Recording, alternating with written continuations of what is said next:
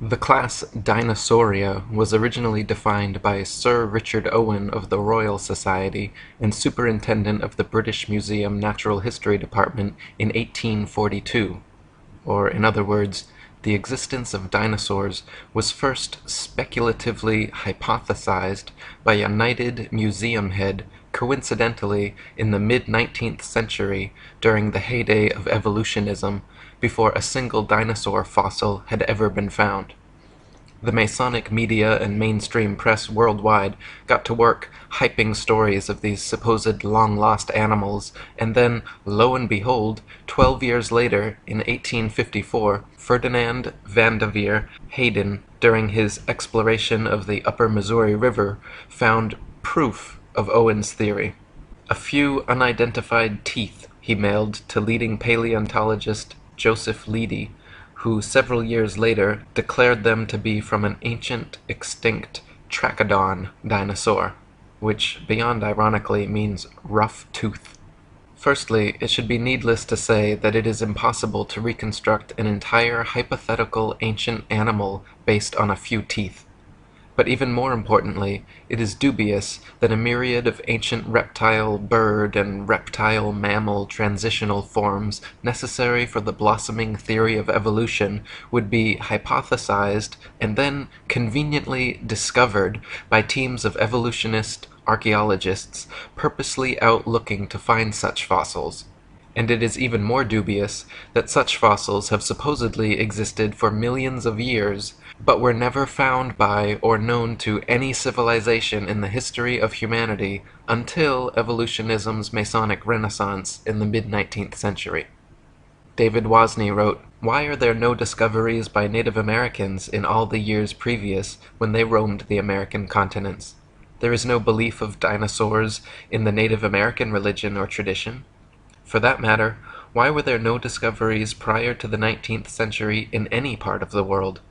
According to the World Book Encyclopedia, before the 1800s, no one ever knew that dinosaurs existed.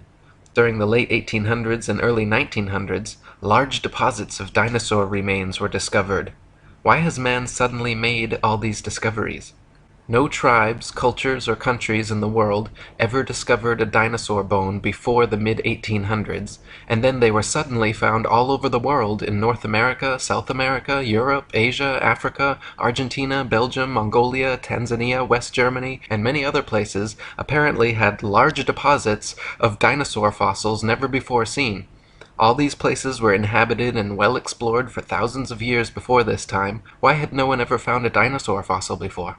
According to the book The Dinosaur Project, paleontological journalist Wayne Grady claims the period following this, from around 1870 to 1880, became a period in North America where some of the most underhanded shenanigans in the history of science were conducted.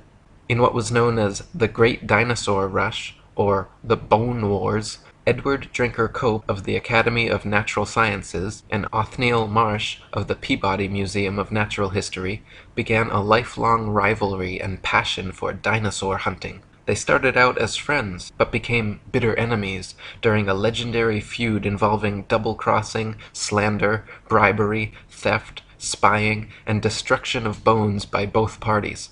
Marsh is said to have discovered over 500 different ancient species, including 80 dinosaurs, while Cope discovered 56. Out of the 136 dinosaur species supposedly discovered by the two men, however, only 32 are presently considered valid, as the rest have all proven to be falsifications and fabrications. None of them once claimed to find a complete skeleton either, so all their work involved reconstructions. In fact, to this day, no complete skeleton has ever been found, and so all dinosaurs are reconstructions. David Wozni wrote, "Discoveries and excavations seem not to be made by disinterested people such as farmers, ranchers, hikers, outdoor recreationists, building construction industry basement excavators, pipeline trench diggers, and mining industry personnel, but rather by people with a vested interest such as paleontologists, scientists, university professors, and museum organization personnel who were intentionally looking for dinosaur bones or who have studied dinosaurs previously. Finds are often made during special dinosaur bone hunting trips and expeditions by these people to faraway regions already inhabited and explored. This seems highly implausible. More believable is the case of the discovery of the first original Dead Sea Scrolls in 1947, which were unintentionally discovered by a child and which were all published by 1955.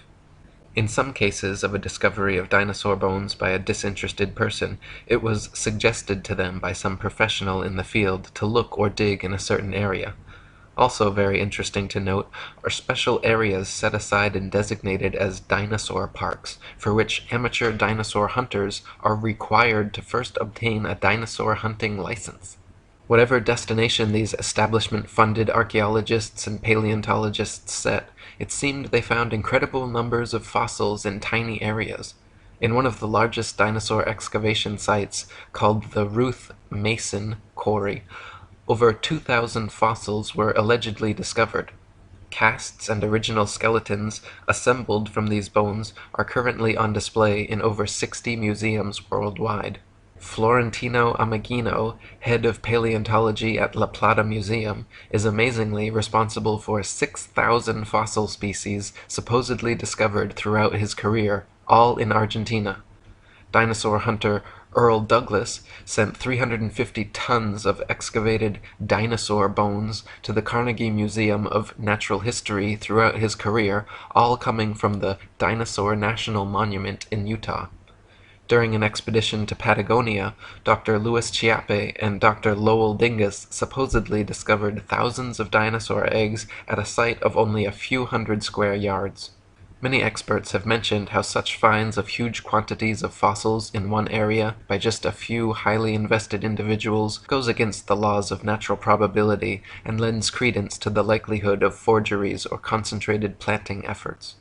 David Wozni wrote, "Dinosaur bones sell for a lot of money at auctions. It is a profitable business. There is pressure for academics to publish papers. Museums are in the business of producing displays that are popular and appealing. Movie producers and the media need to produce material to sell to stay in business. The mainstream media loves to hype alleged dinosaur finds. Much is to be gained by converting a bland, non-dinosaur discovery of a bone of modern origin into an impressive dinosaur find, and letting artists' interpretations and imaginations take the spotlight, rather than the basic, boring, real find. There are people who desire and crave prestige, fame, and attention. There is the bandwagon effect and crowd behavior. And then there are people and entities pursuing political and religious agendas.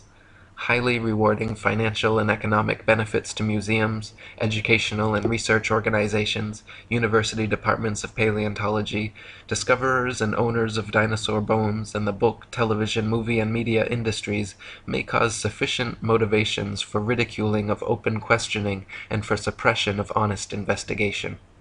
The fact that T-Rex bones have sold at auctions for upward of $12 million shows how lucrative the field of dinosaur hunting can be, and it just happens to be museum officials who serendipitously seem to make the most prolific finds. The first dinosaur to ever be publicly displayed was the Hadrosaurus folci at Edward Drinker Cope's Academy of Natural Sciences in Philadelphia. The bones were co-discovered by Joseph Leidy, Cope's esteemed professor, and the man responsible for the Trachodon Toothosaurus. The original Hadrosaurus reconstruction, which is still on display today, shows a huge plaster-cast bipedal reptile standing upright, using its tail as a third leg. What few people know, however, is that no skull was ever discovered, and no original bones were put in the public exhibit. David Wozni wrote, "A visual and a sculptural artist were promptly hired to invent a skull, and from the illustrations of another artist, who had depicted the iguanodon, the two artists drew the same face for the Hadrosaurus folci. The people involved could now technically defend the existence of this dinosaur if someone were to ask. The stunt worked out so well and fooled the public so thoroughly that they could later change the head of the creature without anyone noticing. To this day, Hadrosaurus folci is on display at the Academy of Natural Sciences in Philadelphia. The bones are said to be kept behind heavy closed doors, but a plaster copy is exhibited in their place. So we learn of an iguana skull being substituted for the skull of a dinosaur on display. What was the public told at the time? What are we not being told today? What we are not being told is that this is the rule and not the exception. To this day, not a single complete skeleton of any dinosaur has ever been found. All the museum displays, models, mannequins, cartoons, and movies of prehistoric monsters you have ever seen are all imaginative reconstructions based on incomplete skeletons arranged in a manner paleontologists believe to be most realistic. Furthermore, the skeletons exhibited in museums are all admittedly intricate fabrications made of plaster, fiberglass, various epoxies, and other animal bones, not original fossils. When dinosaur bones are transported and prepared, they use strips of burlap soaked in plaster to jacket over the fossils. Then, after applying a tissue separator to keep the plaster from direct contact with the bone, the soaked burlap strips are laid on until it is totally encased in a protective, mummy-like coating ready for safe transport. In an article titled "A Fossil's Trail from Excavation to Exhibit," one insider remarked that through mold making and casting, we can totally fabricate limbs, ribs, vertebrae, etc. for the missing pieces of an articulated skeletal mount. Plaster, fiberglass, and epoxies are often and commonly used. In reconstruction work on single bones, small to large cracks can be filled in with mache or plaster mixed with dextrin, a starch that imparts an adhesive quality and extra hardness to regular molding plaster. We've also had success using epoxy putties. Large missing fragments can be sculpted directly in place with these same materials. In other words, museum personnel work with plaster and other materials to transport and fabricate skeletons and missing or incomplete bones all the time. In fact, the huge dinosaur bone displays found in museums across the world are admittedly carefully prepared fakes. No independent researcher has ever examined a real dinosaur. They claim all the actual fossils are kept in high-security storage, but only a select few paleontologists are ever allowed to examine them, so the ability to ascertain their authenticity is kept from the general public. Robin Kofod wrote, "Most people believe that dinosaur skeletons displayed in museums consist of real dinosaur bones. This is not the case. The real bones are incarcerated in thick vaults to which only a select few highly placed researchers hold a key, which means that no independent researcher has ever handled a Tyrannosaurus rex bone. When people unaffiliated with the paleontological establishment attempt to gain access in order to study these dinosaur bones, they are met with refusal upon refusal. Only around 2,100 dinosaur bone sets have been discovered worldwide, and out of these, only 15 incomplete Tyrannosaurus rex bone sets have been found. These dinosaur bone sets have never formed a complete skeleton, but from these incomplete bone sets, paleontologists have constructed a hypothesis about the appearance of the whole skeleton which they have modeled in plastic. If thousands of long necks and large carnivorous reptiles had really roamed the earth, we wouldn't only have found 2,100 dinosaur bone sets, but millions of bones, with ordinary people tripping over them when digging in their vegetable patches."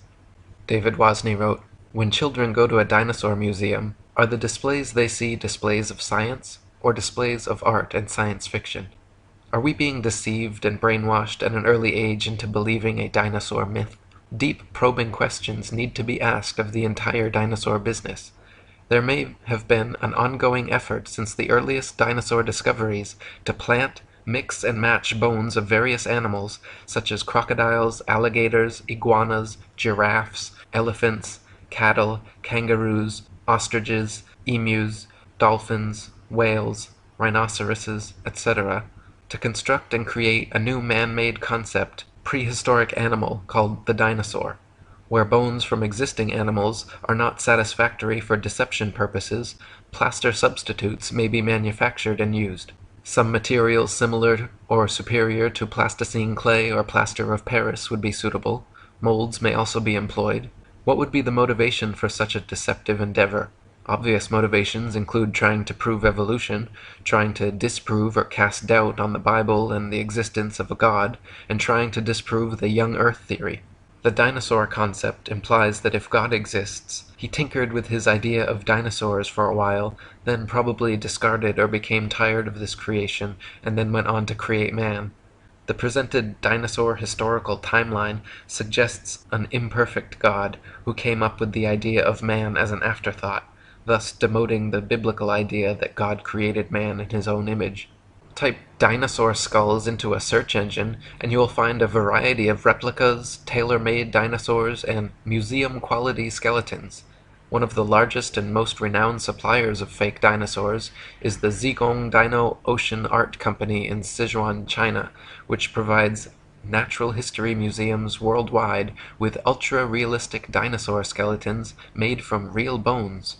Chicken, frog, dog, cat, horse, and pig's bones are melted down, mixed with glue, resin, and plaster, then used as base material for recasting as dinosaur bones. They are even given intentional fractures and an antiquated, fossilized look to achieve the right effect. Their website boasts over 62% of our output goes to American and European markets, which means we will understand and are familiar with the intricacies and regulation of exporting to these regions. Since we are a partner of dinosaur museums, all products are made under the guidance of experts of the Chinese Academy of Sciences. We have gained a global sales network reaching the USA, Brazil, France, Poland, Russia, Germany, Saudi Arabia, South Korea, Thailand, Indonesia, exhibited in Peru, Argentina, Vancouver, Cincinnati, Chicago, and other places. As Alan Fiducia, University of North Carolina paleontology professor, wrote, I have heard there is a fake fossil factory in northeast China, in Liaoning province near the deposits where many of these recent alleged feather dinosaurs were found.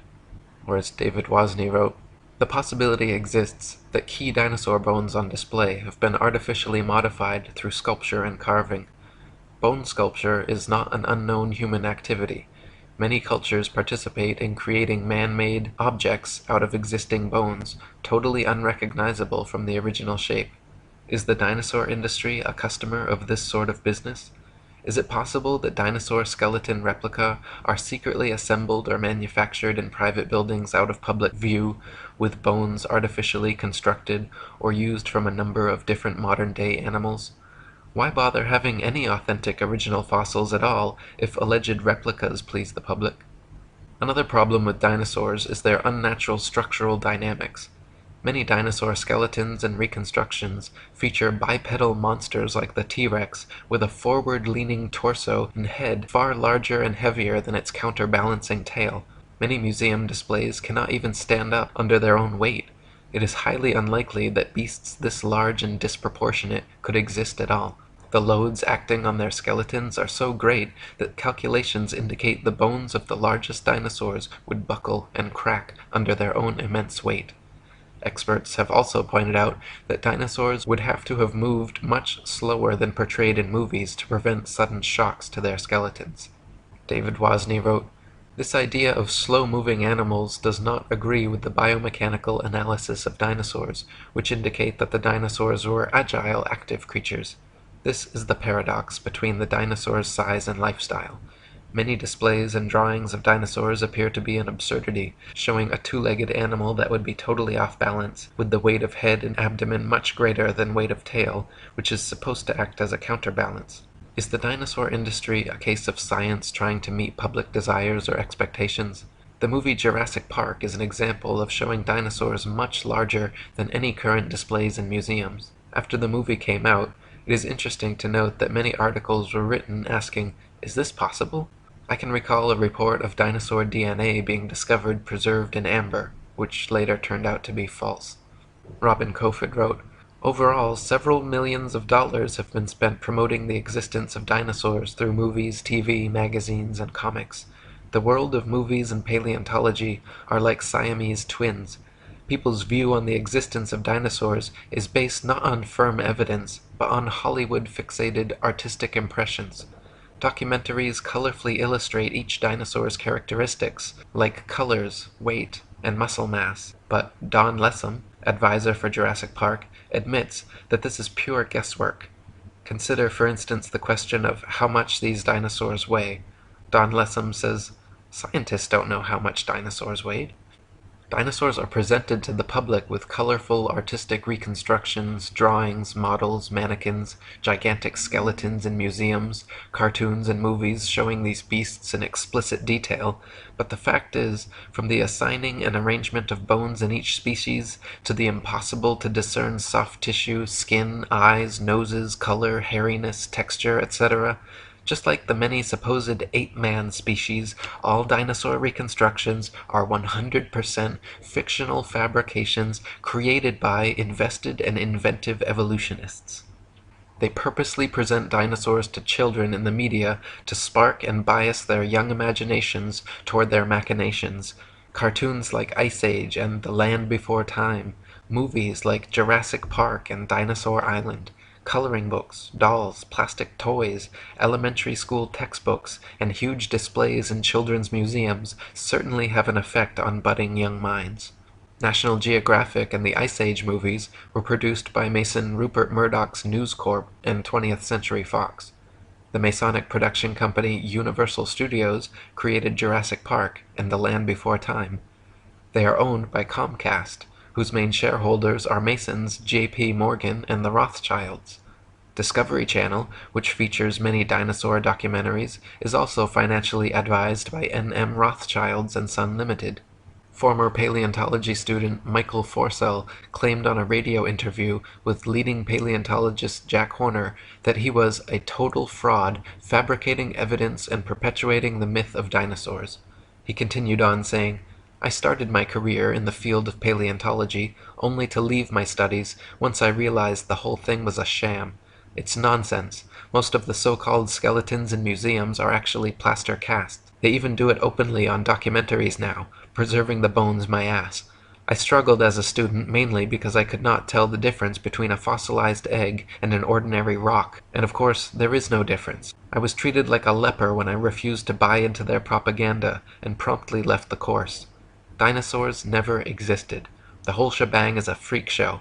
They just grab a couple of old bones and form them into their latest Frankenstein's monster-like exhibit. We are all being fooled, and it's wrong, but together we can stop it." Many claim that since dinosaur fossils have been radiometrically dated to be tens of millions of years old, that their authenticity is thus proven. The fact is, however, that the methods used to date dinosaur fossils involve not measuring the actual fossils, but the rocks near where they are found.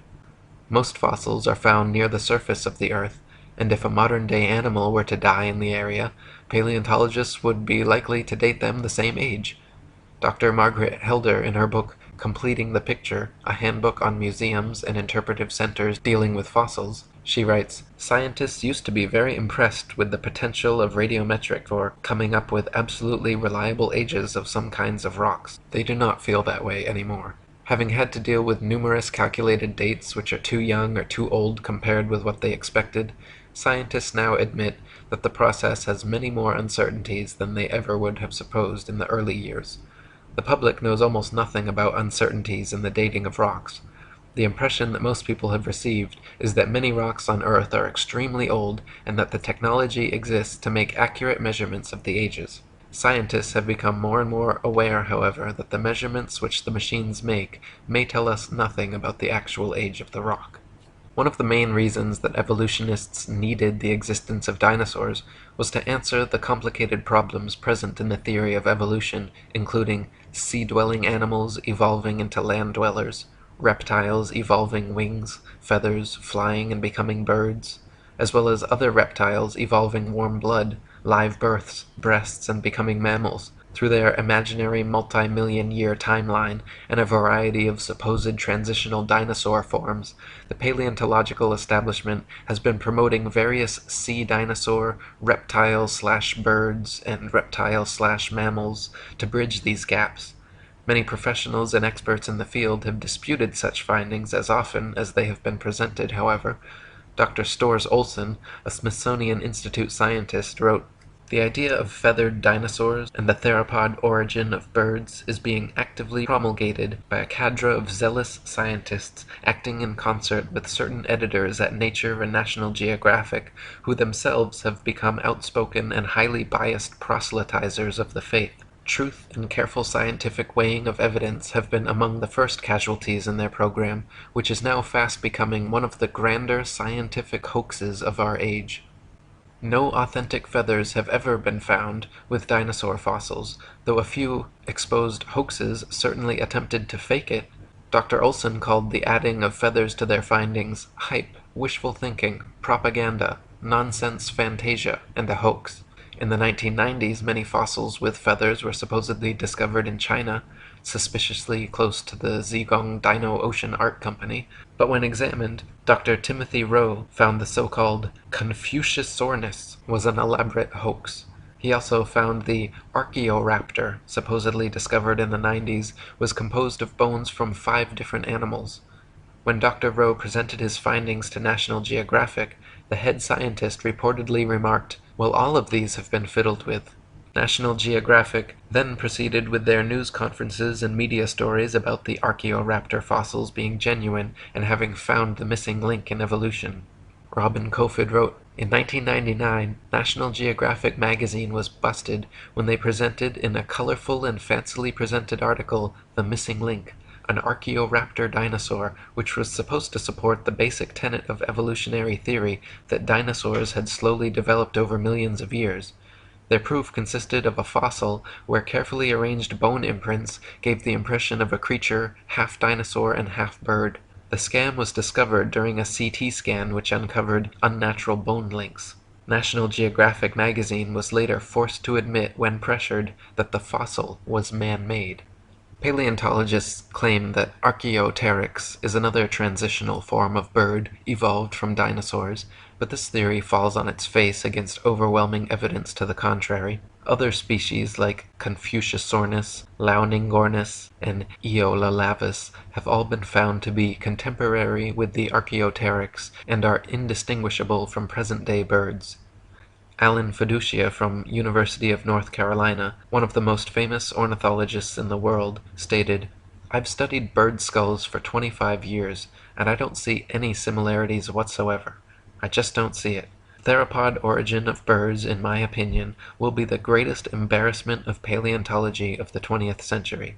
Larry Martin from the University of Kansas, a paleoornithologist, says, "To tell you the truth, if I had to support the dinosaur origin of birds with those characters, I'd be embarrassed every time I had to get up and talk about it."